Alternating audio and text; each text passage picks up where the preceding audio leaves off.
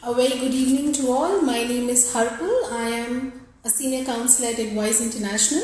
As you all are aware that we at Advice have initiated these live FB and Insta to keep you well posted with all these study abroad updates. And today we are going to discuss on a very interesting session, that is experience sharing and Q&A discussion with one of Advice alumni who's currently studying and living in UK.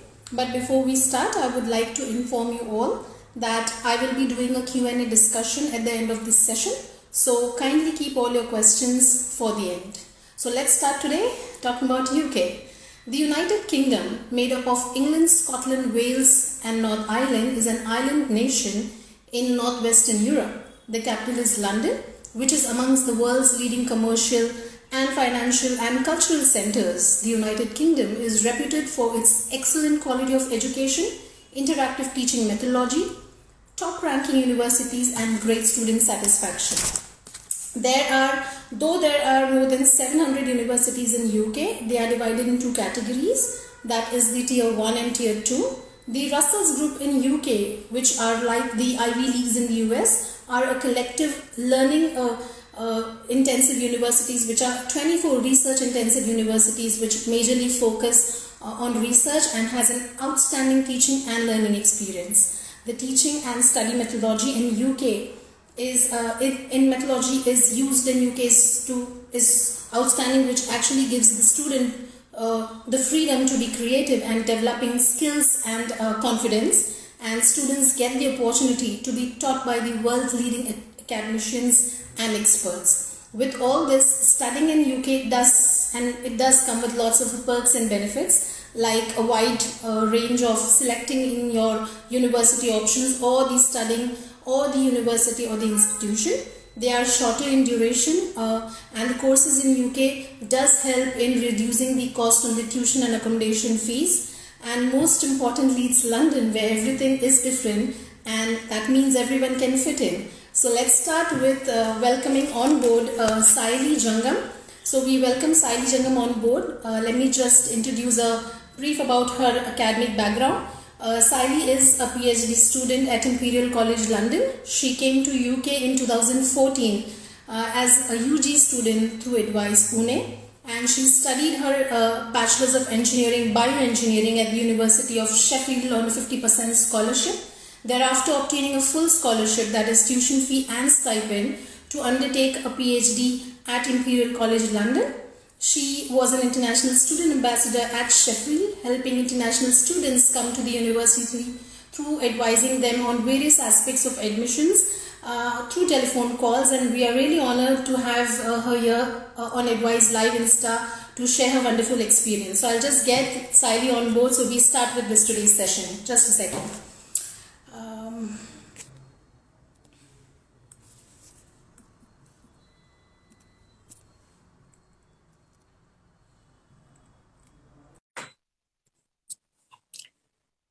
Saili, I have sent you a live request.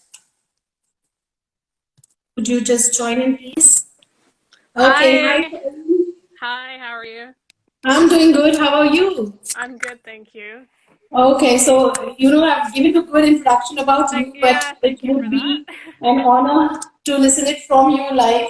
So, Saidi, firstly, most importantly, how has been your experience in UK been? So, kindly share your whole experience right from the day you met Advice and you reached there and what all happened.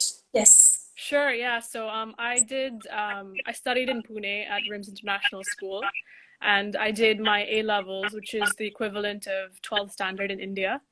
And I applied to the UK through UCAS, and I got Advise's help towards the end of that process, and even in advising me where to pick to apply. Mm-hmm. Um, and I chose the University of Sheffield, and then Adwise helped me with the visa application and everything. So it was a great experience. And I came here in 2014 as an undergrad to study bioengineering at the University of Sheffield, and I got a scholarship that covered 50% of my fees. Um, Outstanding. yeah, so that was fantastic, and it was definitely a driver in me choosing Sheffield.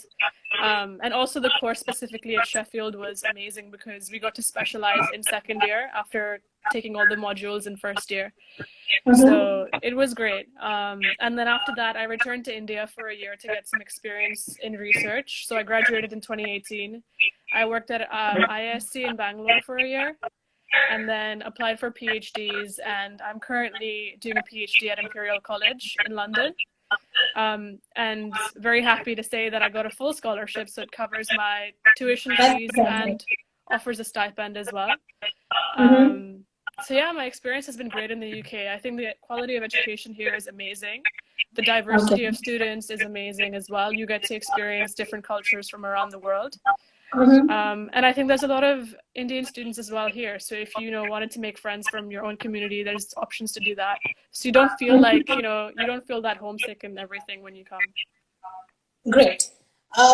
We would want to know that there will be lots of questions from students definitely, but there'll be certain questions that we in general could ask so that students get, common answer for everything. So how it has been a journey when it comes to the learning experiences as such? I mean, how's the study pattern there as compared to what students learn in India, and how different or difficult or easy it's there in UK? Sure, yeah. So as an undergrad, you have a lot of kind of different subjects that you study within your degree. And these are assessed in different ways. So I know in India, a lot of it is exam-based. A lot of the things here are project-based as well. So you're encouraged to work in teams, and you're assessed as a group. It's not just exams, and sometimes you have to write essays or do assignments such as coding. So the assessment system is different. In terms of the actual lectures and things, you have a variety of class sizes. So going from, let's say, 50 people in a class to 200 people in a class. So it just depends. But you also have these smaller tutorial groups where you can work with other students in your course, and also with PhD students who are supervising that class, and you solve problems with them. So that you're given a worksheet and you solve the problems, and those are called tutorials. So that's like more one-to-one learning. So I think this is a little different from what we normally have a pattern, but that is a class-based or a more bookish pattern. In India, different from there. So how difficult was it for you to, suddenly adapt to a different culture altogether and different work or culture, study environment as such? Yeah, sure. I mean, I think in school, everything is basically just lecture-based, right? So moving from that to doing tutorials and project-based stuff was definitely a different thing for me, but it wasn't difficult because you have lots of support.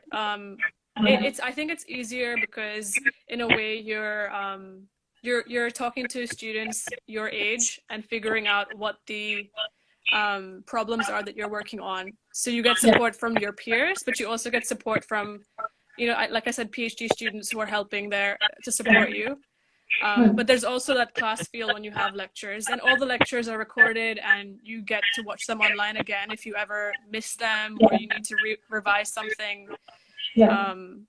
So I would say it definitely is kind of a settling in process. You take a bit of time, but it's like that for everybody. It's like that for students who are living here as well, because going from a school-based system to university is different.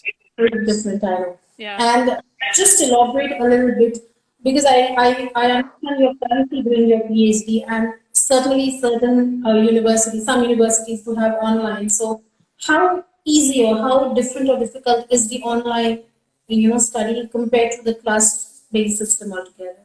Yeah, sure. So I think if you aren't doing a research or lab-based degree, it's not that, it's different, but it's not that difficult. Because, like I said, all lectures are usually recorded and posted on a portal for your university, so you can rewatch them later. So that system is still the same. But obviously, if you're doing a research or lab-based degree, then it's more difficult because you can't come in and do your experiments and things like that. So, for example, I know that this coming term, I'll be teaching some courses at Imperial, and a lot of those tutorial groups that I was telling you about are going to be online. So we'll have breakout rooms where smaller groups of students can interact with the PhD student or interact with the professor. And so we'll try and recreate that virtual environment to replicate an in-person environment. So I would really say the universities are trying their best to adjust in the pandemic and try and make students coming in have the same experience. That's nice.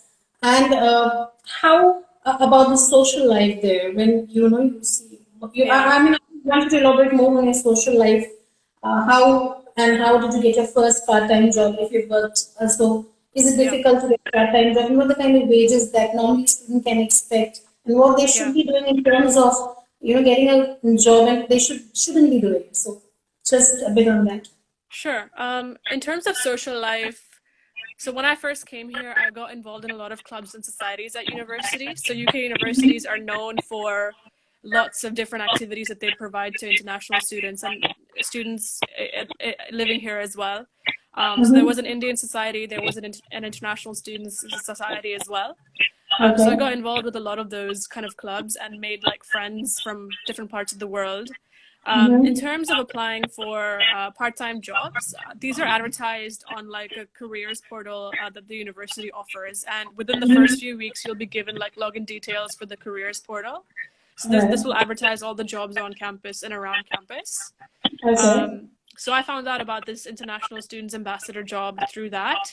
And it was Mm-hmm. essentially, like you mentioned in the intro, calling international students who had offers from Sheffield Mm-hmm. and answering any questions they had in a similar format to what I'm doing right now on the Yeah. phone, and just helping them understand, what studying in the UK is like. In terms of wages, the minimum wage I think in the UK is about £5 or £6 per hour, and you generally Okay. get paid higher than that if you're doing some sort of job like an ambassador job at university. So you'll get paid like 8 to 10 per hour, something like that. And it's easy in terms of the kind of wages that you get to manage your living expenses. Is it quite It's easy? it depends how many hours you work. So you're limited to 20 hours per week, right? So if you get paid £8 per hour, 20 hours a week, you'll make what, £160. Okay. That is technically not enough, I would say. It depends on how you live. Mm-hmm. And also having a job for 20 hours per week while studying is really hard. I So know. most universities will say don't go over 10 hours or 15 hours so you can manage your studies well. But it Right. definitely helps. I mean, £160 per week, or even 50 to £100 per week, it'll get you your groceries, it'll get you a few meals out with friends. Right. So it definitely, and it boosts your morale as well. And also it gets you good experience on your CV when you start applying for jobs. Absolutely. So, how does the current COVID situation looks in UK? Because with the pandemic, that's an all sudden shock for the world, and we know it is difficult for students. But how does UK, look at this altogether into a bigger picture? Sure. Yeah, so at the moment, current guidelines state that you can't meet in groups of more than six in the UK. So that's definitely limited a lot of the social life aspect of students, especially freshers coming in, because usually we would have events for freshers for 2 weeks when they Yeah. arrive. But all of those events are either going virtual or they're going ahead in smaller groups of six or less. Okay. Um, so yeah, the COVID situation, like it's basically like it is all around the world. Everybody's adapting to doing online studying, less social activity. It's unfortunate, but I guess life has to go on. That's true, yeah. What tip would you give to students who are, looking forward to come to UK Yeah, in terms of the study or in terms of figuring out a job or, what they should do as an international student at the university to, yeah, really outstand what would sure. be. Okay, so I would really suggest being proactive. I think that's the most important thing. And I don't just mean proactive in terms of applying. I mean, when you get here, keep your eyes peeled and ears peeled for opportunities that are happening around you. I think what most people don't realize is, unlike India, there's a lot of opportunities to do different things alongside your degree in the UK. Whether Yeah. that's getting involved in clubs and societies, whether that's having a part-time job, whether that's going to conferences, anything that you enjoy and that can add to your personal development or your professional development, internships as well. So just keep an eye out on all these different things that they offer you. Ask questions, speak to your seniors, and try and build your base. So understand what you want to do at university, what your aims are, whether that's getting a first class degree, whether that's getting a job, whether that's getting a PhD, and try and work towards that. So for me personally, it was getting a PhD. Mm-hmm. So how I approached that was doing lots of research internships at university. So I got involved in a competition called iGEM, which is a research competition. And I Mhm. also did summer internships even in India, in Pune, That's where I nice. was doing research for 2 months over the summer. So I just tried to build my like my CV and my myself to gear up for a PhD. So altogether, it's very important that when students come and they have a wide understanding of things and they should work on themselves as to be a part of that community before they Exactly. land. Yeah, just do a bit of research about the university, what they offer, what you want to get involved with, and when you're Okay. there, ask around, like speak to your flatmates, speak to people in your course, speak to your seniors, join societies, and speak to people in the societies as well about what they're doing and find out more. Great.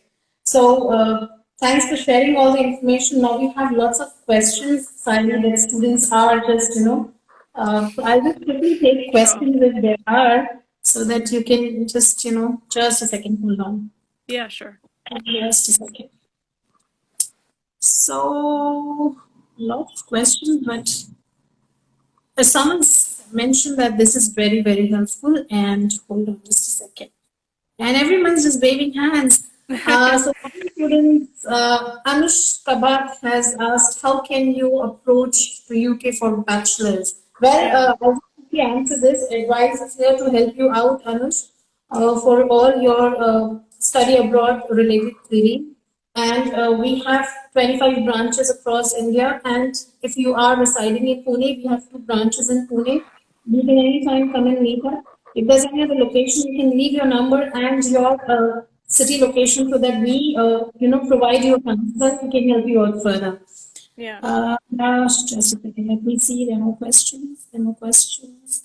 Okay, I'm interested in aviation field. Well, Anush, this is again a question not related to just Siley. I don't think if Siley, do you think that can I see a good scope of colleges in UK? Well, Yeah, as I think I so. I mean, it depends what you want to study because aviation is pretty broad. Like there's aerospace engineering in aviation, and then there's piloting as well. So, I think try and understand what you want to do specifically in terms of a job, Anushka, like if you want to be a pilot or if you want to be an engineer working on planes. And there's lots of universities, and of course, Edwise will help you figure out which universities offer those courses. And of course, you can do your own Google search and look for aerospace engineering degrees in the UK or piloting courses in the UK. So there's definitely scope for all of that. It's just, it's about what you want to do at the end of the day, Yep. specifically. And also I would like to inform you that currently with the current social distancing and pandemic going on, Advise is doing a virtual counseling where anyways all our branches are live and operational. You can anytime go onto our website and opt for a virtual counseling. So Advice takes care for everything that is right from you take the counseling till you reach your study destination, and you can the counselor, they'll guide up on everything. If currently not possible for you to visit, do look in for the virtual counseling that we are currently giving to students. Well, there's another question from a student, Sally, which says PSW is only applicable for distinction degrees and students are just clear degree students. I don't know what that question meant, but it says Yeah. PSW is only applicable for distinction degree students or just clear degree students. I think they might have spelled PhD wrong. Maybe they said PhD is only applicable for distinction degree students or clear degree students. It depends which university you're applying to for a PhD. I think places like Oxbridge, Imperial, like the top 10 universities will probably look for either a high 2-1, which is 60 to 70% in the UK, and distinction is above 70%. So most universities will look for above 65. But if you're looking for the topmost universities, they'll obviously look for a distinction. So it depends where you apply. Okay. There's one more question from a student who says, "Man, is next year online classes for abroad or regular classes?"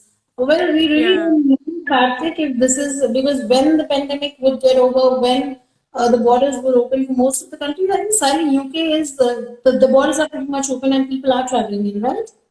They are, yeah, but we're approaching a second peak now, so it could Absolutely. reverse. Yeah, so that way we really can't say, but there are people who are traveling to UK and the borders are open. And all you need to do is just start with your counseling and the whole process with advice, because that way we can keep you well posted with all the updates on study online for the future intakes, or is it going to be on campus study, where the counselor would be in a better position to help you out in that. Well, let me just look in, Siley, we have more questions, or we can just quickly wind up. Hold Sure. on a second. Yeah. Okay. So, don't see. So, I'm interested in the affiliation. No, I don't see any questions. Well, it went really good, and I think it was nice talking to you, Sally. Thank you so much. I know you sometime, some minutes or some like half an hour back, and I was like, oh, she's too busy. So thank you so much for taking out that kind of time and giving us all the updates. And we really wish you all the best for your future activities, and hope to see you Thank soon you. and helping all our students who come to advice. Great. Well, thanks so much. I just wanted to say, if you are interested in studying in the UK, I actually have a blog, so it's at Siley Jungam on Instagram, and I often Thanks so post much. about scholarships and things like that. So yeah, thanks. Thank you so much, Harpal. It was great Bye. speaking to you. Bye.